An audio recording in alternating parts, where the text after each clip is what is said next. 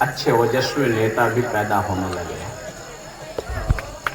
मैं बधाई देना चाहता हूं अपने संत सत्यानंद जी को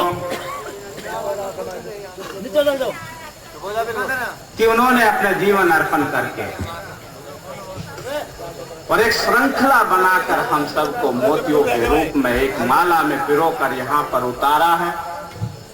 और मैं जब जब भी उनसे मिला हूं, जब जब भी उनको मैंने देखा है, उन्होंने सदा इस समाज को सुधारने के लिए प्रयासरत रहकर काम करने की चेष्टा दर्शाई है। और हम सबको अनुकरण करना चाहिए इन महापुरुषों का, सबको अनुकरण करना चाहिए ऐसे स्वामियों का जो अपने समाज को, हम गरीब लोग हैं, हमारी गरीबी ही हमारी पहचान है, हमारे अधिकार इसीलिए छीने जाते हैं क्योंकि हम गरीब हैं। किसी मजबूत का अधिकार कोई छीनता है क्या? हमारे पास 1 बीघा भी जमीन होती है, उस पर भी दूसरे की निगाह रहती है।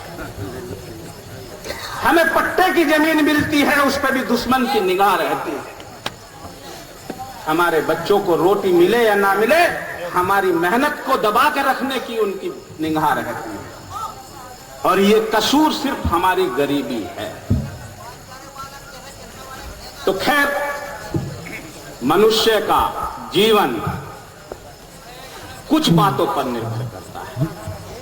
जिस तरह से कहा जाता है कि मनुष्य का जीवन का आधार उसका पुनर्जन्म होता है।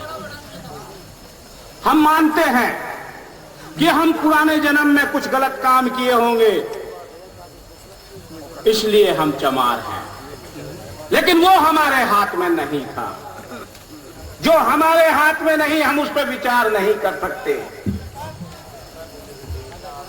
दूसरा होता है कि हम किस मां बाप के घर में पैदा होते हैं, वो भी हमारे हाथ में नहीं था, हम उस पर भी विचार नहीं कर सकते। सिर्फ अपने मां बाप की इज्जत कर सकते हैं, पूजा कर सकते हैं और सम्मान दे सकते हैं। तीसरा होता है कि आपका गुरु कौन है, उस पे हम थोड़ा विचार कर सकते हैं, लेकिन हमसे गुरु भी बहुत लंबे समय तक छीने गए हैं। हमें शिक्षा का भी अधिकार नहीं था, इसलिए हमें गुरु से भी वंचित रखा गया है लंबे समय तक। अगर हमारे हाथ में है तो सिर्फ अपना कर्म है, और हम अपने कर्म के बल पर, अपनी शिक्षा के बल पर ही अपना जीवन सफल बना सकते हैं। तो साथियों, हमें विचार करना पड़ेगा। मैं बहुत ज्यादा लंबा भाषण देने वाला नहीं हूं। मैं समझता हूं कि मेरे यहां जितने महापुरुष, जितने लोग आए हैं, ये सब हमारे संत जनों को सुनने के लिए आए। लेकिन कुछ बातें अगर हमारे हाथ में है तो अपना कर्म है। मुझे एक बार एक मीटिंग में बुलाया गया, और वो मीटिंग ब्राह्मण समाज ने आयोजित की थी। और उस मीटिंग का उद्देश्य था शेड्यूल कास्ट के रिजर्वेशन के खिलाफ लड़कों को भड़काना। वो लड़कों को भड़का रहे थे कि इन्हें आरक्षण नहीं मिलना चाहिए। वहां कम से कम वहां पे कम से कम 500-600 आदमी थे और वक्ता 20 थे। और जो भी बोलता था वो रिजर्वेशन के खिलाफ बोलता था और कहता था इन्हें पढ़ने के साधन दे दीजिए, रिजर्वेशन क्यों देते हैं। बार बार जब ये बात उठकर आई, जब मेरा नंबर आया तो वहां कुलपति भी बैठे हुए थे, बड़े बड़े विद्वान बैठे हुए थे। कुलपति ने भी रिजर्वेशन का विरोध किया। तो मैंने जब खड़े होकर पूछा, मगर यहां जितने विद्वान बैठे हुए हैं, इन विद्वानों से मैं पूछना चाहता हूं कि इनमें से कौन सा ऐसा है कि जिसने जब अपनी पढ़ाई की हो कि वो उसी कमरे में बैठकर पढ़ता था जिसके एक कोने में भैंस बंधी रहती थी और दूसरे कोने पर लैलटेन लेकर वो बच्चा पढ़ाई करता था। तो किसी का हाथ नहीं उठा, सिर्फ एक बूढ़े ने हाथ उठाया था। तो मैंने कहा था मैं तुम महान हो, इन 600 आदमियों में अगर कोई महान है तो वो तुम हो, और अगर कोई दूसरा महान हो सकता है तो वो मैं हूं। और अगर मेरे समाज की बात करोगे तो मेरे समाज का हर पढ़ने वाला व्यक्ति उतना ही महान है, क्योंकि वहां तो सभी उसी रास्ते में पढ़ते हैं, उसी मकान में पढ़ते हैं डिबिया लेकर जहां भैंस बंधती है। आप तुलना करना चाहते हो हमारे समाज के लोगों से? अगर तुलना करना है तो मैं बताता हूं कैसे तुलना की जाती है। राजा किसी बिरादरी का हो, राज तिलक करने वाला ब्राह्मण होता था। राजा नीचे सिंहासन पे बैठता था, ब्राह्मण ऊंचे सिंहासन पर बैठता था। और अगर हमारी बार बार तरक्की को रोका गया है, हमारे बढ़ते हुए कदम को रोका गया है, हमारे बच्चों को पढ़ने से रोका गया है, हमारी ताकत को खराब किया गया है, उसके बाद भी आज हमारे बच्चे पढ़ लिख कर IAS बनते हैं, डॉक्टर बनते हैं, इंजीनियर बनते हैं, तो निकम्मे हम हैं या निकम्मे तुम हो जो ऊपर से नीचे आ गए और हमारा नीचे से ऊपर जा रहा है? तो जवाब नहीं था उनके पास। हम निकम्मे नहीं हैं, हमारा समाज कभी निकम्मा नहीं हुआ है। हमारे समाज ने महापुरुषों को जन्म दिया है। बाबा साहब भीमराव अंबेडकर जैसे व्यक्तित्व को हमारे समाज ने जन्म दिया है। संत शिरोमणि रविदास जैसे को हमारे समाज ने जन्म दिया है। और ऐसे ऐसे महापुरुष यहाँ पर पैदा हुए हैं। जब यहाँ पर अंग्रेजों का आतंक था, किसी हिंदू महापुरुष की बोलने की हिम्मत नहीं होती थी। तो उस समय पे मुसलमानों का जब आतंक था तो संत शिरोमणि रविदास जी ने जाति पाति प्रथा का जितने महासंत, जितने यहाँ पर महाग्रंथ लिखे गए हैं, चाहे वो रामायण हो, चाहे वो महाभारत हो, वेद व्यास जी का लिखा हुआ, चाहे वो हमारे हिंदुस्तान का संविधान हो, जब भी कोई महान काव्य लिखा गया है तो वो दलित की कलम से लिखा गया है।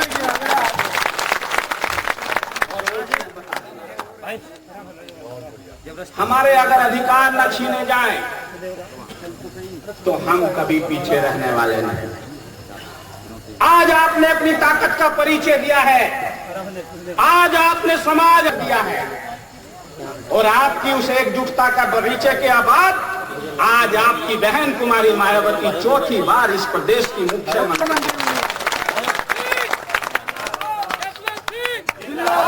साथियों, आपने सिद्ध कर दिया है आप, क्योंकि अगर एक एक लकड़ी हो तो उसको कोई भी तोड़ सकता है, और जब वो बंध कर एक गट्ठर बन जाता है, बड़े से बड़े सूरमा की ताकत नहीं कि उसको तोड़ दे। हम बन चुके हैं। आज आप पर गर्व करती हैं बहन कुमारी मायावती जी, और बाबा साहब की आत्मा प्रफुल्लित होती होंगी, मान्यवर काशीराम जी की आत्मा आज खुश होती होंगी कि जिस समाज को उन्होंने कभी सोचा था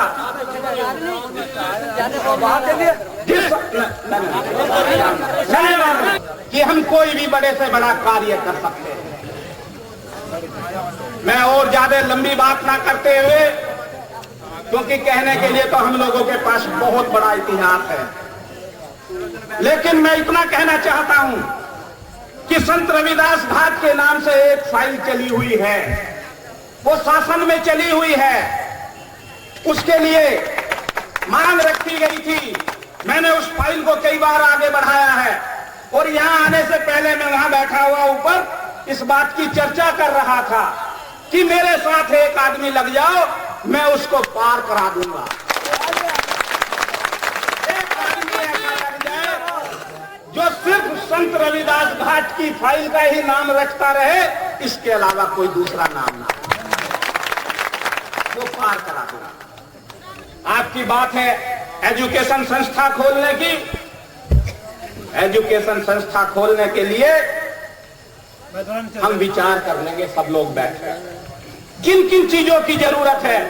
आज हमारी सरकार है, आज बहन जी की सरकार है, हम मांग सकते हैं, और बहन जी कभी देने में पीछे नहीं है। हम बैठकर विचार करेंगे क्या क्या चीजों की जरूरत है। एक बात आई बाबा साहब की मूर्ति लगाने की चौखले पर। अरे बाबा साहब को हमारे दिलों में रहते हैं।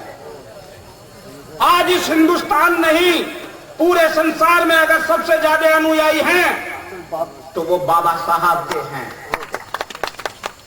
जहां तक तस्वीर लगाने की बात है, उसकी कुछ कानूनन प्रक्रिया होती है, परमिशन लेनी पड़ती है। जबरदस्ती तो तुम कल लगा लो, मैं आपके साथ खड़ा रहूंगा, साथ खड़ा रहूंगा। आपका ये बेटा, आपका ये भाई, आपने जिस लायक बनाया है इस समाज की सेवा करने के लिए, आपका जहां पसीना पड़ेगा खून बहाने के लिए तैयार है।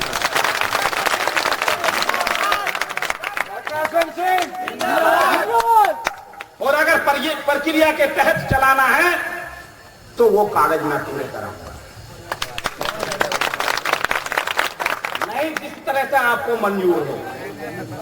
मैं अपने संत गुरुओं से भी एक बात कहना चाहता हूं। यहां बड़े बड़े महान संत गुरु बैठे हुए हैं, आपने अपना जीवन अर्पण कर दिया है, आप सेवा में आ गए हैं, आप जन कल्याण के लिए आ गए हैं। आज आपने अपने परिवार को छोड़कर इस सारे जन समूह को अपना परिवार मान लिया है, और हम आप पे बहुत विश्वास भी करते हैं। इतने लोग बुलाने के लिए हम एडी चोटी का जोर लगा लें तब नहीं आएंगे, बता रहा हूं। और आपकी आवाज पर ये लोग आए हैं तो इन लोगों का आप में विश्वास है। तो मैं आपसे एक और गुजारिश करना चाहता हूं कि जहां हमारे दलितों पर अत्याचार हो, अगर कोई राजनेता पहुंचता है तो पहुंचे, ना पहुंचता है तो ना पहुंचे, लेकिन हमारे संत जरूर पहुंचने चाहिए।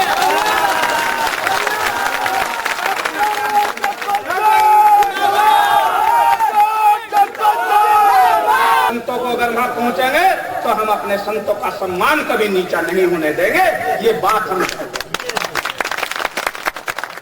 क्योंकि राजनेता के पास बड़ी व्यवस्थाएं होती हैं, दिक्कतें होती हैं। कई दफे उसे अपने टिकट की सोचनी पड़ती है, कई दफे अपनी गद्दी की सोचनी पड़ती है, लेकिन आप पे तो किसी का अंकुश नहीं है। आप चल के देखिए, आपके साथ लेला चलेगा।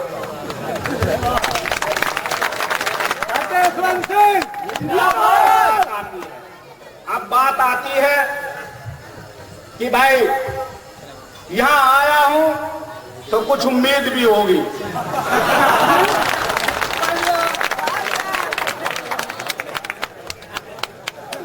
अब जब उम्मीद है तो ये आपका बच्चा, आचार संहिता नहीं है आज, अरे होगी तो सभी तोड़ देंगे।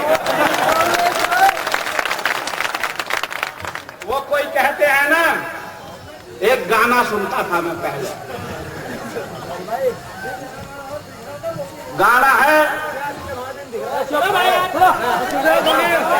अरे गाने के बोल सुना रहा हूं, जरा आपको समझा।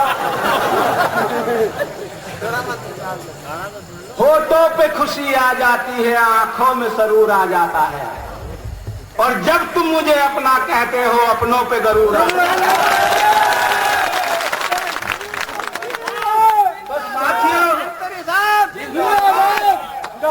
दो चीज का वादा करता हूं। एक तो जब कभी भी मेरे समाज को मेरी जरूरत पड़ती है, जो ना आजमाए उसकी बात नहीं करता, लेकिन जिसने रात के 12 बजे भी टेलीफोन उठाया किया है तो उसे जवाब मिला होगा रात के 12 बजे भी। डॉक्टर यशवंत होगा भी 12 बजे भी, टेलीफोन तो नहीं। जो 10 साल से टेलीफोन नंबर है वो भी जेब में है, आज बजा कर देख लो, यहीं बजेगा। पीए होने के बाद भी अपना टेलीफोन किसी के हाथ में नहीं देता। लेकिन मैं ये भी चाहता हूं कि अगर कोई परेशानी है तो 2 कदम चल के अगर मेरे पास आ जाओगे तो परेशानी का हल ज्यादा मजबूती से कर दूंगा, ज्यादा मुश्किल। दूसरी बात, अब आश्रम में अभी बात चल रही थी बंगला बनवा दो। भाई बंगला तो पता नहीं कैसा होगा, हमें नहीं पता ये बंगला कैसा हो। वहां तो बड़े बड़े धन्ना सेठ आते हैं, वो तो वो आते हैं जिन्होंने इस देश को लूट कर स्विस बैंक में भर दिया। और यहाँ तो डॉक्टर यशवंत खड़ा, जिस पर कोई यूं नहीं आरोप लगा सकता कि किसी से 2 पैसे भी आज तक कमीशन लिया हो।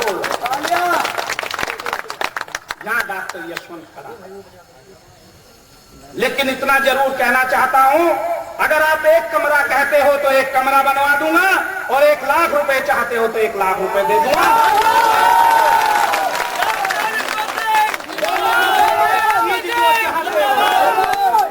दोनों में से एक चीज जो चाहते हो मुझे बता दो, मैं वो पूरी करूं।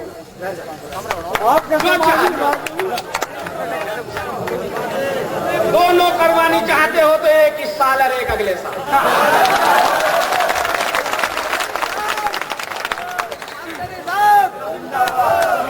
अगर दोनों कराना चाहते हो तो 1 इस साल और 1 अगले साल। अब बात आती है स्कूल की। आप स्कूल की बात बनाकर हमें दीजिए, बहन जी से हम इसमें कोशिश करेंगे। बहन जी हमारी बहुत दयालु है, अपने महापुरुषों के नाम पर हर समय बढ़िया बढ़िया काम करती हैं। कुछ लोगों को चाहे पसंद आए या ना आए, लेकिन उनकी जो चलने वाली चाल है कभी रुकने वाली नहीं है।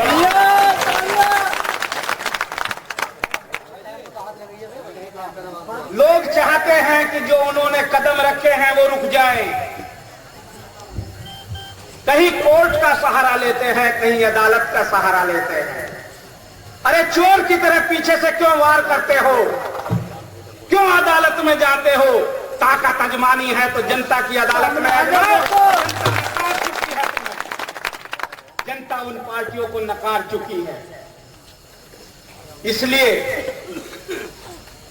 अगर बहन जी से हम कुछ मांगेंगे तो अवश्य मिलेगा। हमारी बहन जी बहुत बड़े हृदय वाली है और हमें गर्व है। हम अपने आप को गौरवान्वित महसूस करते हैं उस देवी पर जिसने अपने परिवार का मुंह छोड़ दिया, जिसने सबको त्याग कर, हर चीज त्याग कर इस समाज के उत्थान के लिए, अपने महापुरुषों के बलिदान को याद करने के लिए ऐसे ऐतिहासिक स्मारक बनवाकर इस समाज के नाम को बुलंद किया है। हम सदा उसको सत सत प्रणाम करते हैं, उसके चरणों में नमन करते हैं और हम अपने महापुरुषों के चरणों में नमन करते हैं। बाबा भीमराव अंबेडकर जी के चरणों में नमन करते हैं, मान्यवर काशीराम जी के चरणों में नमन करते हैं, स्वामी रामानंद जी के चरणों में नमन करते हैं, संत शिरोमणि रविदास जी के चरणों में नमन करते हैं। और इन्हीं शब्दों के साथ आप सबका आभार प्रकट करता हूं। जय संत शिरोमणि रविदास, जय भीम, जय भारत।